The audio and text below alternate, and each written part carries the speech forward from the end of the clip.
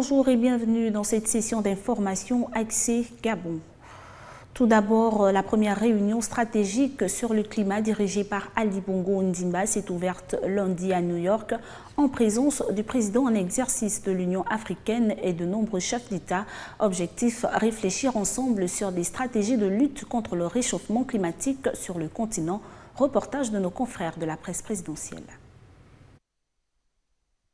Le Nelson Mandela Conference Hall. La première réunion statutaire du CAOSC dirigée par le chef de l'État se tient ici.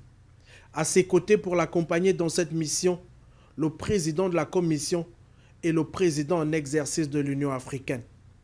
Aujourd'hui, le comité des chefs d'État et de gouvernement africains sur les changements climatiques veut parler d'une même voix pour une stratégie climatique intégrée.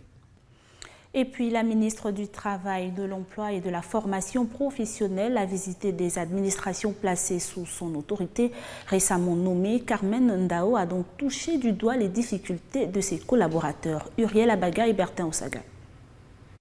Ce lundi, Carmen Ndao, ministre du Travail, de l'Emploi et de la Formation professionnelle, a été tour à tour dans les locaux abritant le secrétariat général du ministère et ceux de la Direction générale des ressources humaines du même département. Des visites qui ont permis à la membre du gouvernement de s'enquérir des difficultés rencontrées par ses administrés.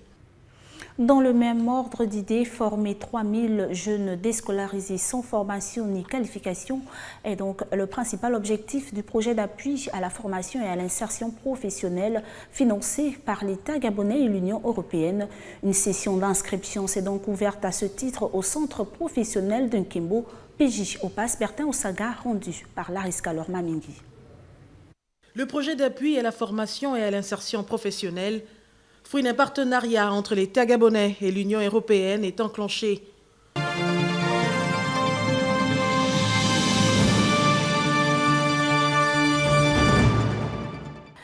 À la veille de la rentrée scolaire 2017-2018, la ministre de l'Éducation nationale s'est donc prêtée à la tradition en s'adressant aux acteurs directs et indirects de l'éducation, le compte-rendu de Loïs Obion et Gaël Mapessi.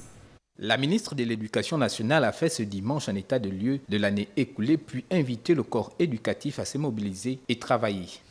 En parlant justement de rentrée des classes effectives ce lundi 2 octobre, soulignons que sur le plan structurel et académique, plusieurs établissements scolaires de Libreville se préparent à la reprise depuis plusieurs jours avec un programme de réhabilitation déjà amorcé par endroits.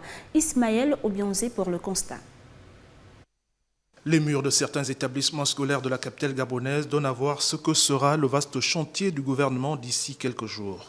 Il faut décaper pour rafraîchir la peinture comme c'est déjà le cas à l'école publique de Bellevue 1.